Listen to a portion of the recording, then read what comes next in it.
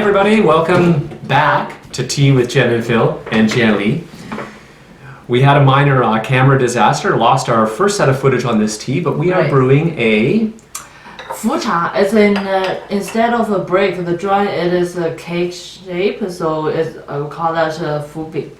Right, so, and this tea is actually from Shanxi Province, the true origin of Fujuan, which is now usually Hunan Province, right? And it's really, as you can see in the dry leaves, it's really compressed to encourage the growing of a golden flower. Which are plenty of those in the brick as well, as you can see. Absolutely. So this is the this is the seventh infusion of it. We lost all the previous. Yeah, and my first time tasting a fucha was really surprised by the flavor profile.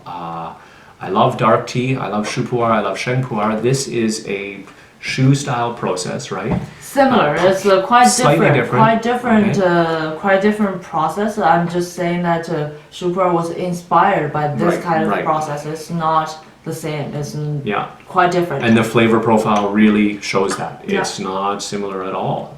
Much lighter, a hint of date, a little bit because of this is really young. It's from 2016, so it's still like when you see the brew leaves is quite raw, a little bit green, and also the liquor, as you can see, it's a pretty dark orange, not quite to the red wine like the shu pu'er liquor you would expect. This is really young.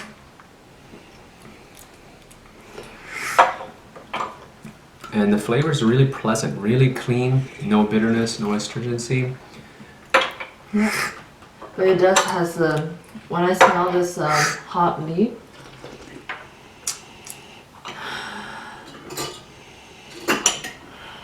it has that kind of mushroom root or fresh mushroom flavor, and I do feel like in the later infusions like these, it start to have some similarity with aged pu'er.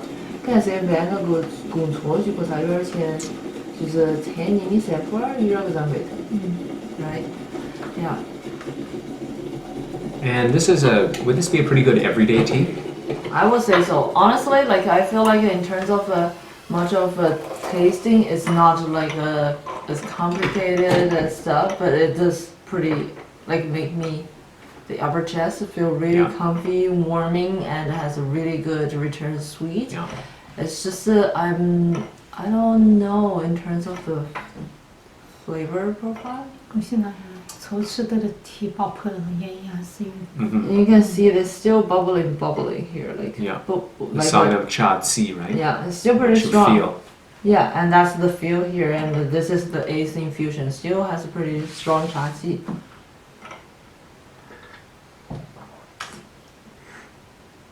I would drink this tea.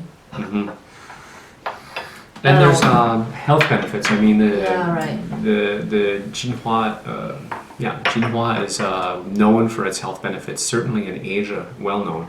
So I guess a lot of folks in the area drink this tea for that reason, or do they just drink it because it's their local tea? Like it's a local tea, and it's ultra good for their health because it's really working. Like the study shows that it's really good for the blood pressure, because it's all caused by the sugar, stickiness of the blood, like the concentrated, the fat level, the sugar level in the blood, like it works really well with. Good. Well, definitely was a good experience for me. I enjoyed this tea. Yeah, it's actually my.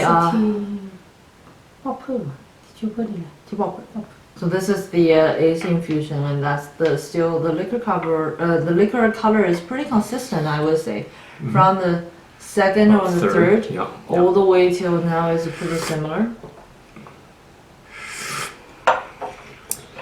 Oh, the mushroom's really coming out now. Right. The mushroom. Somewhere around the third or fourth, Jen started to detect hints of mushroom and Jianli, but I wasn't finding them. But now it's really apparent. Yeah. This is all about the density of the Bing, right? it takes a long time for it to open up. Yeah. Definitely leads to a nice brewing experience. You get a real enduring brewing experience out of this tea. Absolutely. All right, on to the next tea. Right. So just after taking the video, we found out the Jinghua can survive all the way up to 150 degrees C in water. So you can boil this tea to get all the health benefits out of it. So there it is, boiling away. So it was suggested to me that this is a better format for boiling the fubing. Visually, it looks more beautiful. You can see it's in a cute little pot now. We're just waiting for it to come back to a boil. You can see the liquor color already, though, is a lot deeper than when we were brewing Gong Fu style. If I can get the camera to focus. Yeah, so we'll be back in a minute when this is at a nice rolling boil. So you can see the water starting to boil, and there's a little bit of sediment floating around. I don't know if you guys can see that, but we've got the leaves in a glass basket strainer in this pot. Much easier to see the liquor though from this perspective rather than the pot. And you can see it's much deeper red now than when we were brewing Gong Fu.